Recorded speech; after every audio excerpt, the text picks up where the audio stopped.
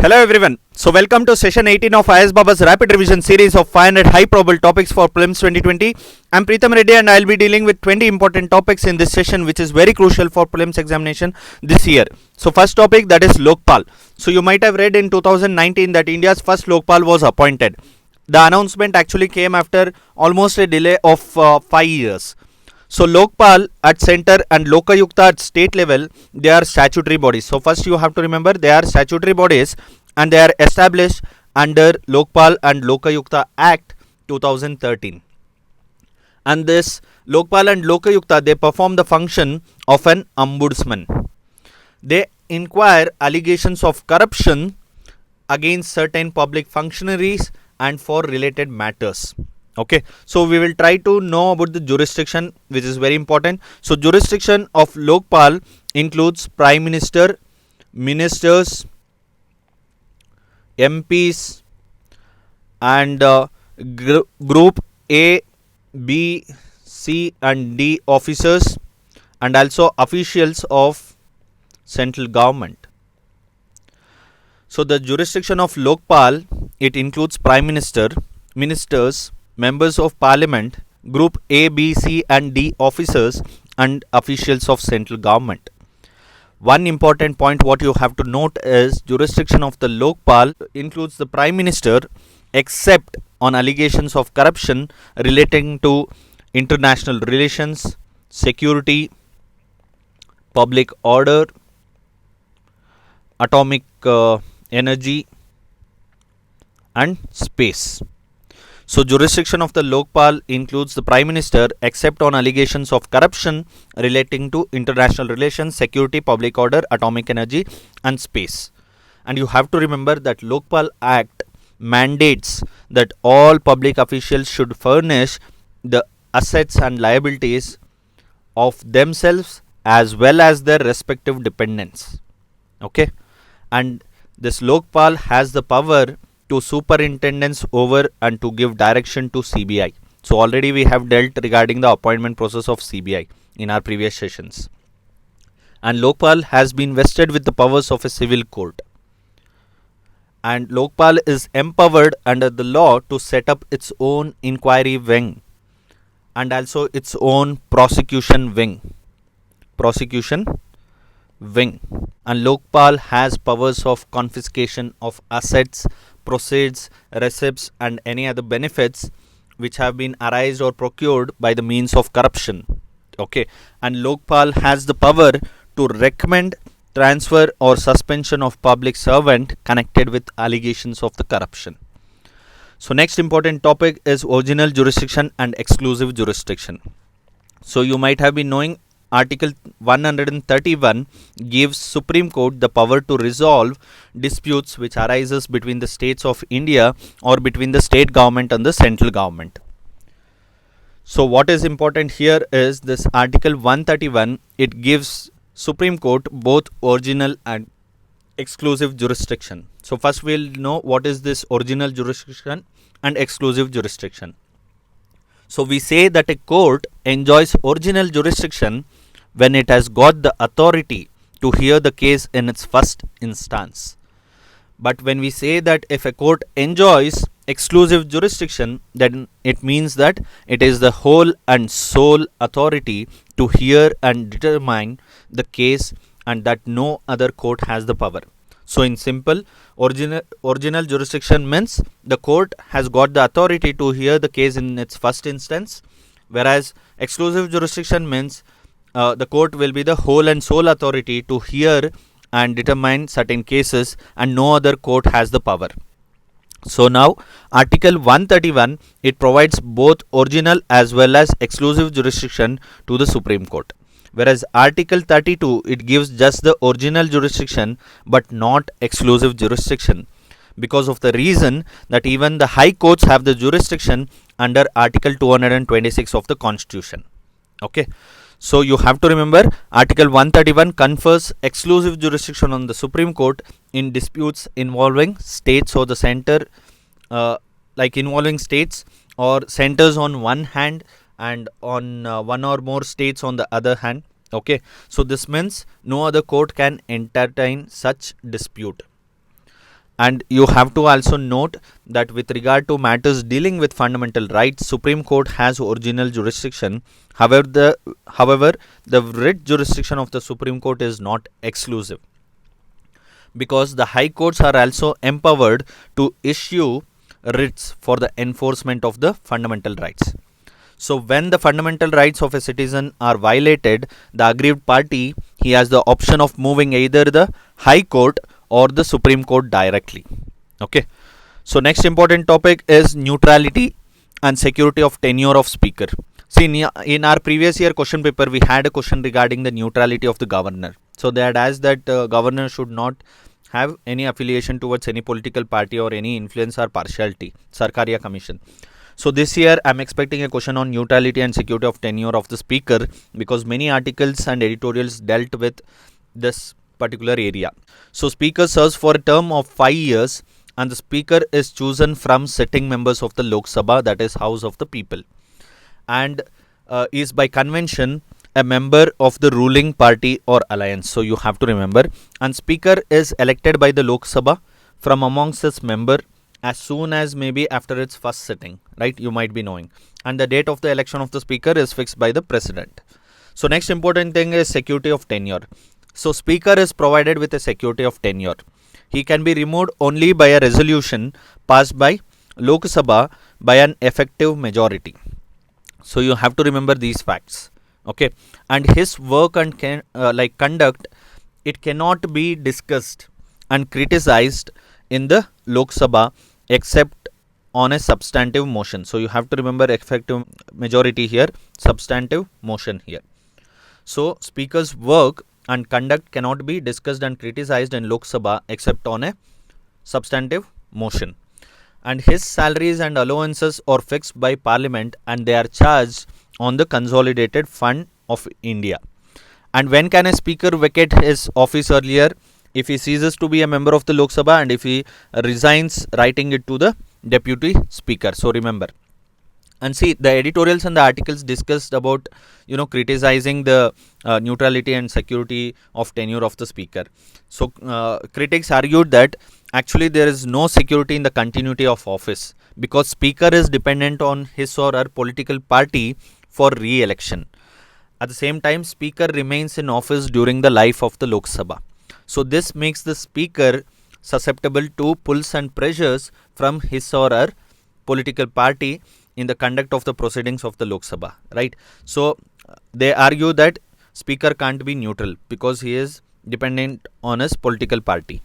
And the government should actually rethink on introducing the British Convention. This is what the critics argue. So we'll try to understand what is the difference between Indian Convention and British Convention. So in British Convention, usually the political parties, they do not field a candidate against the speaker at the time of general election. So the speaker can continue in office until deciding otherwise. And the speaker also gives up the membership of his or her political party under British Convention. However, in India, speaker does not resign from the membership of his party on his election to the speaker's office. Okay. So next important topic is judge recusal. So recently, a Supreme Court judge, he recused from hearing a petition against the government's move under the Public Safety Act. So after the Supreme Court judge recused, the case was finally heard by another bench. So we'll try to understand this concept of judge recusal. Okay. So recusal is the withdrawal of a judge or prosecutor or juror from a case. Okay. So you have to remember, recusal means withdrawal of a judge or prosecutor from a case. So it usually takes place when a judge has a possible conflict of interest, or when a judge has a prior association with the parties in the case, which may lead to lack of impartiality. And you have to understand what are the rules on recusals. So there are no written rules on the recusal of judges from hearing cases listed before them in constitutional courts. So first point what you have to remember is there are no written rules on the recusals of judges. Second important point is it is left to the discretion of a judge Third is the reasons of recusal are not disclosed in an order of the court. So the decision to convey the reason rests on the conscience of the judge. And at times, parties involved raise apprehensions about a possible conflict of interest. And a recusal inevitably leads to delay, so the case goes back to Chief Justice, who has to again constitute a fresh bench. Okay, so try to remember these points. So next important topic is dividend distribution tax. So during 2020 budget speech, finance minister announced abolition of this particular dividend distribution tax to be paid by the companies. So we'll understand this dividend distribution tax. So this dividend distribution tax is a return given by a company to its shareholders out of the profits earned by the company. Okay, so this DDT is a return given by a company to its shareholders out of the profits earned by the company in a particular year, and dividend constitutes income in the hands of the shareholders, which ideally should be subject to income tax. However, income tax laws like it provided for an exemption for the dividend income received from the Indian companies by the investors by levying a tax called dividend distribution tax. So this dividend distribution tax is nothing but a levy which is charged on the company paying the dividend. So any domestic company which is declaring or distributing dividend is required to pay this dividend distribution tax at the rate of 15% on the gross amount of dividend as mandated under Income Tax Act. And this dividend distribution tax was also applicable on mutual funds. Now, due to the abolition of the dividend distribution tax and reintroduction of tax on dividends in the hands of the shareholder, it has brought some relief to non-resident investors. Okay, so try to know what are the benefits of this scrapping of this DDT, how it will benefit, and other important content. Okay, so next important topic is countervailing duty. So countervailing duty is an import tax. So it is an import tax which is imposed on certain goods to prevent dumping or counter export subsidies. Now one important point what you have to remember is the preferential treatment with respect to this countervailing duty investigations. They fall under the US generalized system of preferences scheme. Already we have dealt with generalized system of preferences scheme. So they act as an umbrella that comprises the bulk of preferential schemes granted by industrialized nation to developing countries. Okay, so why this countervailing duty or GSP is important this year? Because recently the Office of United States Trade Representative, it has taken off India from the list of developing countries and least developed countries. So it has taken off India from this list that are like initially we were eligible to claim benefits for preferential treatment with respect to countervailing duties investigation. So now USTR has removed India. It has also eliminated other countries such as Brazil, Indonesia, Hong Kong, South Africa, Malaysia, Thailand, Vietnam, Argentina from getting this preferential treatment with respect to countervailing duties investigation. Okay, so try to remember and read and revise regarding countervailing duties and GSP. So next important topic is tariff rate quota scheme. Recently the center had notified norms for importing of 5 lakh tons of maize under this tariff rate quota scheme. So under this scheme the government allows imports of 4 products such as maize, milk and cream in powder or granules, sunflower seed or safflower oil, or refined rape, colza or mustard oil.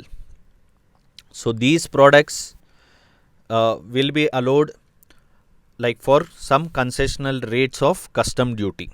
Okay, so you have to remember it. And one important fact is Bihar account for over 80% of India's 6 to 7 million tons of annual production of rabi maize, and they are facing difficulties in selling their produce as prices have gone down to rupees 1100 to 1250 per quintal. Okay, so Bihar accounts for 80% of India's annual production of rabi maize. And let's know about this particular tariff rate quota scheme. I'm expecting a question on this. So this tariff rate quota is a mechanism that allows a set quantity of specific products to be imported at a low or zero rate of duty. So they are established under trade agreements between countries. So this tariff rate quota, this is a commitment, does not apply any limits on the quantity of import of a product. So first thing what you have to remember is it is a mechanism that allows a set of quantity of specific products to be imported at a low or zero rate of duty, and this particular tariff rate quota commitment, it does not apply any limits on the quantity of import of a product. Instead, it applies a higher rate of duty for that specific product once imports up to the tariff rate quota commitment have been reached. So there are two things what we have to know. Two-tiered tariff. One is imports entering within the quota portion of the tariff rate quota, they are subject to a lower tariff rate called the tariff quota rate. The second part is whenever the imports that is above the quota, so the later imports above the quota, they face much higher tariff rate, which is normally the MFN tariff, that is most favored nation tariff. Okay, and you might be knowing about MFN tariffs are what countries promise to impose uniformly on imports from other members of the WTO. Okay, so just know that this tariff rate quota has two tiered tariff instrument. One is if the imports entering within the quota, which is specified by this tariff rate quota scheme, they are subjected to a lower tariff rate, and if it is the imports are crossing above the quota, then it will attract higher tariff rate, which is normally the most favored nation tariff. Okay, so next important topic is Export Preparedness Index 2020. So this report has been prepared by Niti Aayog. Okay, and with support from Institute for Competitiveness. So this report has been prepared by Niti Aayog in partnership with the Institute of Competitiveness, and it is the first report to examine export preparedness and performance of Indian states. See, this Export Preparedness Index, it intends to identify challenges and opportunities, and it wants to enhance the effectiveness of the government policies, and also it wants to encourage a supportive regulatory framework. That's the reason this Export Preparation Index, it helps to examine the export preparedness and performance of Indian states. So there are some 4 pillars under this Export Preparation Index. So the first one is the policy, second is business ecosystem, third one is export ecosystem, and fourth one is export policy. Okay, so you can just read about it. Export Preparedness Index, just remember it is index brought down by Niti Aayog and with the help of or with the partnership with Institute of Competitiveness, and it is the first report to examine export preparedness and performance of Indian states. So next important index is Niti Aayog's SDG index. Okay, and one more important thing is like you have to know the outcomes whatever the report has provided, like most Indian states, like how it performed on average across this 4 pillars. Okay, which are the 3 top ranks, like Gujarat, Maharashtra and Tamil Nadu, they occupy the top 3 ranks, and 6 of 8 coastal states, they feature in the top 10 ranking. Okay, and in landlocked states, Rajasthan has performed the best, followed by Telangana and Haryana. Okay, and among the Himalayan states, Uttarakhand is the highest, followed by Tripura and Himachal Pradesh. Across the UTs, Delhi has performed the best, followed by Goa and Chandigarh. So many northeastern states under the growth orientation sub-pillar were able to export more by focusing on their indigenous product baskets. Okay, so try to know these 4 pillars and also try to know which states perform better, at least the top 3 states in according to all the pillars. So next important topic is Niti Aayog's SDG index. So you might be knowing that UN has developed 232 indicators to measure compliance by member nations. However, our Niti Aayog has adopted the monitoring approach to the Indian context, and it is using 100 indicators of its own for its own index. So Niti Aayog has constructed the SDG India Index, and which is spanning across like 13 out of 17 like sustainable development goals. So we have left out SDG goal 12, 13, 14 and 17. Okay, so we are like this particular SDG index, it takes care of 13 out of 17 SDG goals. And SDG India Index is an aggregate measure which can be understood and used by everyone. And this SDG Index, India Index, is intended to provide a holistic view on the social, economic, and environmental status of the states and the UTs. And also, it aims to measure India and its states' progress towards the Sustainable Development Goals for 2030.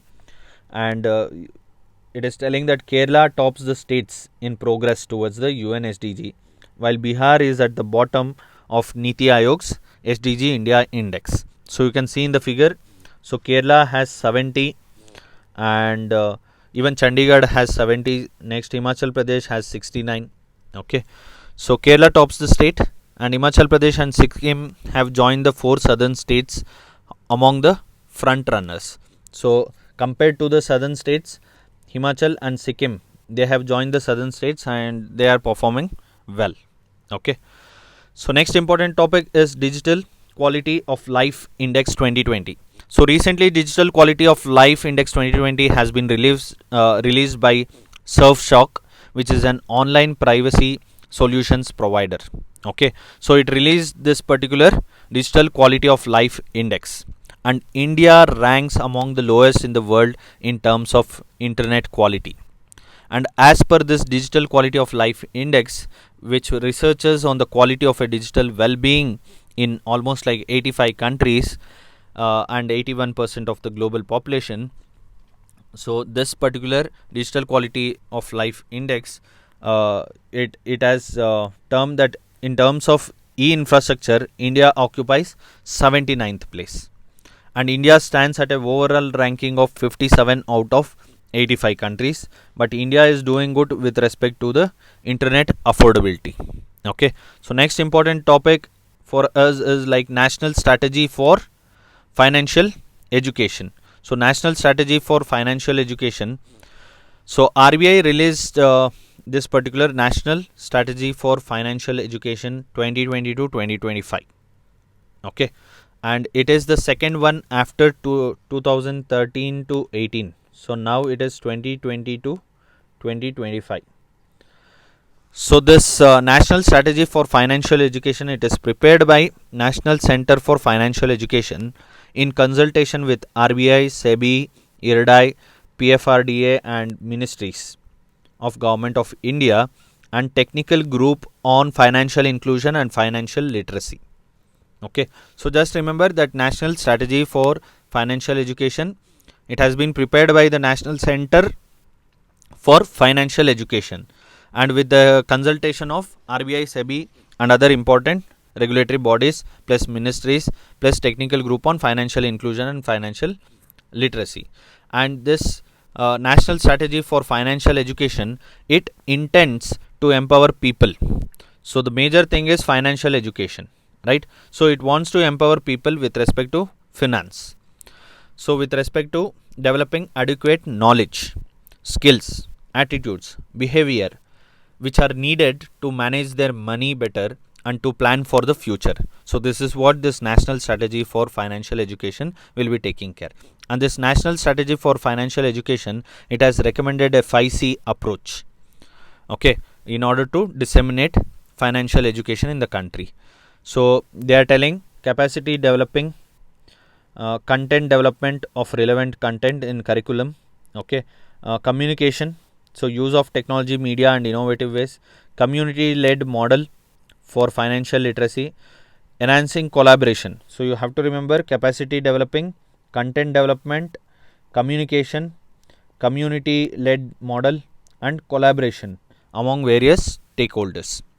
And this National Center for like financial education. It is a Section 8 not for profit company which is promoted by RBI. So keep in mind, this NCFE is a not for profit company promoted by RBI, SEBI, IRDAI and PFRDA.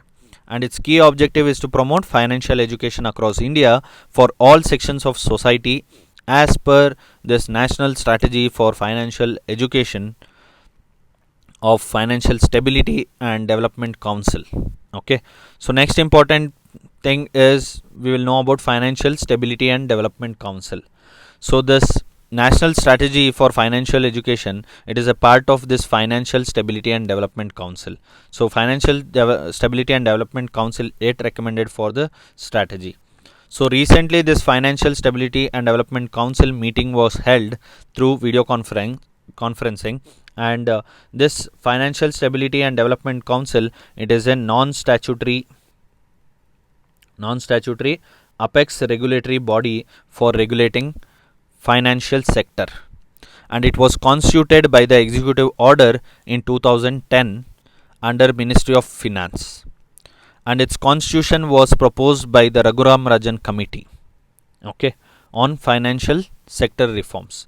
And this Financial Stability and Development Council, it is chaired by finance minister, and its members include all the heads of all financial sector regulators such as RBI, SEBI, PFRDA, IRDA, and also finance secretary, secretary of Department of Economic Affairs, secretary of Department of Financial Services, chief economic advisor, Ministry of State for the Department of Economic Affairs, revenue secretary, chairperson of the Insolvency and Bankruptcy Board of India, etc.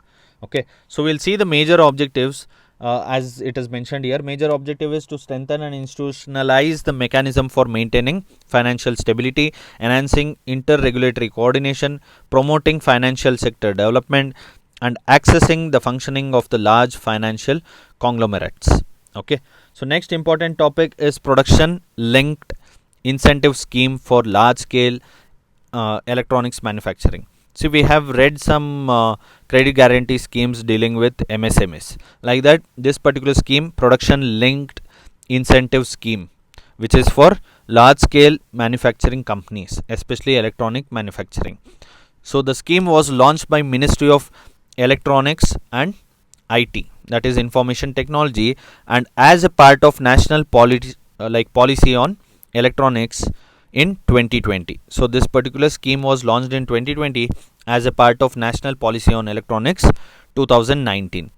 This particular production linked incentive scheme, it offers a production linked incentive to boost domestic manufacturing and attract large incentives or large investments, okay, in large investments in certain electronic areas like mobile phone manufacturing, electronic components like assembly, testing, marking and packaging, so such units. So the scheme shall extend an incentive of 4% to 6% on incremental scales. Okay, so the scheme also extends an incentive of 4% to 6% on incremental scales over base year of goods manufactured in India and covered under target segment to eligible companies. So next important thing what you have to know is support under the scheme shall be provided for a period of 5 years subsequent to the base year, and this production linked incentive scheme will be active for 5 years, that is between 2019 to 2020 to 2024 to 25. Okay, and the scheme will be implementing through a nodal agency which shall act as a project management agency, and all electronic manufacturing companies which are either Indian or have a registered unit in India will be eligible to apply for the scheme. So these are the important content which one should know regarding the production linked incentive scheme for large scale electronics manufacturing. So next important topic, I'm expecting a question on this, international comparison program. So World Bank has released this new purchasing power parities for reference year 2017. Okay, so for reference year 2017, World Bank has released purchasing power parities under this International Comparison Program. So, India has retained and consolidated its global position as the third largest economy, accounting for 6.7% of the global GDP in terms of PPP after China and USA. China is like 16.4% and US is like 16.3%. So, India is also the third largest economy in terms of its PPP based share in global actual individual consumption as well as global gross capital formation. Okay, so you have to remember this one, and we will know about International Comparison Program. So, it is one of the largest statistical initiatives in the world, right? And it is managed by the World Bank under the auspices of United Nations Statistical Commission. So you have to remember the major objective of international comparison program is to produce purchasing power parities and compare price level indexes for participating economies.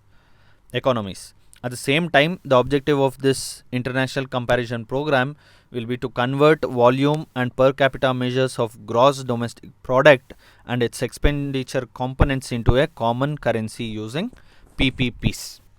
And in India, Ministry of Statistics and Program Implementation is the national implementing agency which has the responsibility of planning, coordinating and implementing national ICP activities. Okay, so you have to remember those things. So what is purchasing power parities? They are calculated based on the prices of a common basket of goods and services in each participating economy, and they are a measurable or measure of what an economy local currency can buy in another economy. So next important topic is Animal Husbandry Infrastructure Development Fund. So recently Cabinet approved the establishment of this Animal Husbandry Infrastructure Development Fund.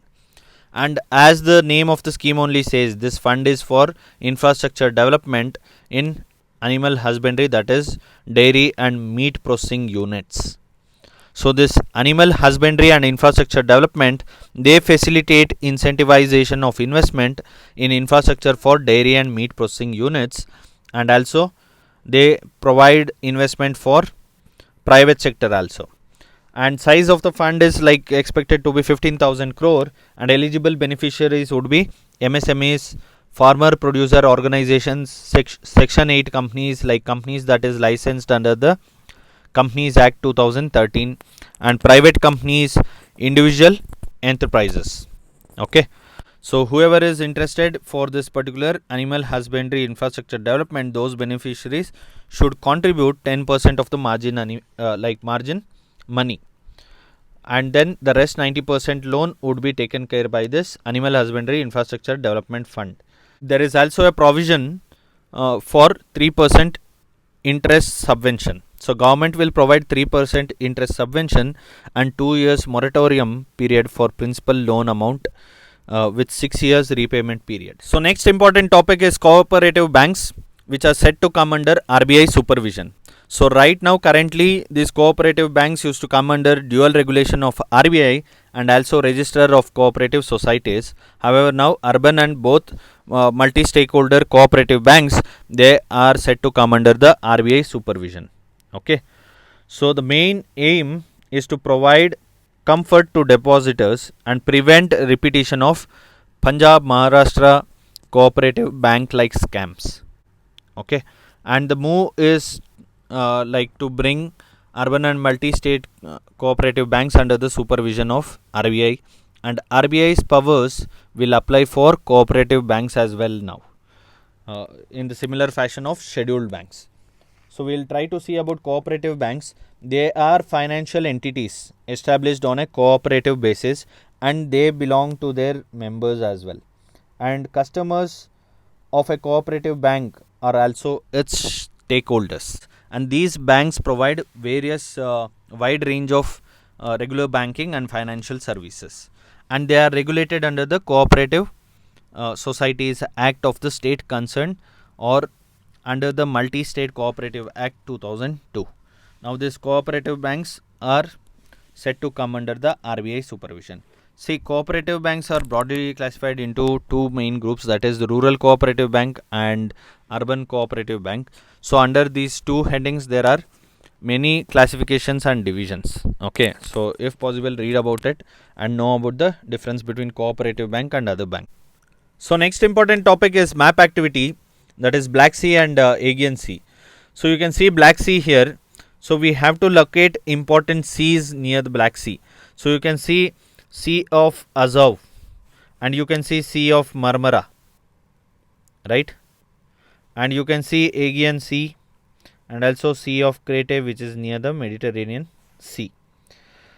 And you have to know about important straits like Bosporus Strait, which connects Black Sea with the Sea of Marmara, and Dardanelles Strait, which converts Aegean Sea with the Sea of Marmara. And you have to know the countries which surround the Black Sea, and the trick is Turkey burger. Turkey burger. So you can see Turkey here, B for Bulgaria, U for Ukraine, R for Russia, G for Georgia, and R for Romania. So Turkey burger are the countries which surround the Black Sea. And this Aegean Sea, it is an elongated embodiment of the Mediterranean Sea. So you can see in the north, Aegean is connected to the Marmara Sea and the Black Sea by the Straits of Dardanelles and the Bosporus. So next important topic is Baltic countries and travel bubbles.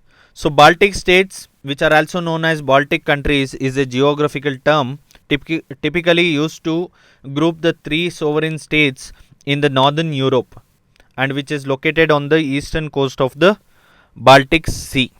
So these three states are Estonia, Latvia and Lithuania. Okay, so try to remember Estonia, Latvia and Lithuania, and there is Gulf of Riga also. So this Baltics launched Europe's first pandemic travel bubble. And the Baltic countries, Estonia, Latvia and Lithuania, they have opened their borders to one another, creating a coronavirus free travel bubble with an improvised idea to boost travel into their country. So the Baltic travel bubble aims to facilitate the citizens of these three countries to travel within the region without any hassles. Okay, so try to remember that. And also the region has been the part of European Union since 2004 and since 2007 has been a member of the European Schengen Free Travel Area. Next important topic is influenza viruses ABCD. So flu or influenza is a contagious respiratory infection caused by a variety of flu viruses.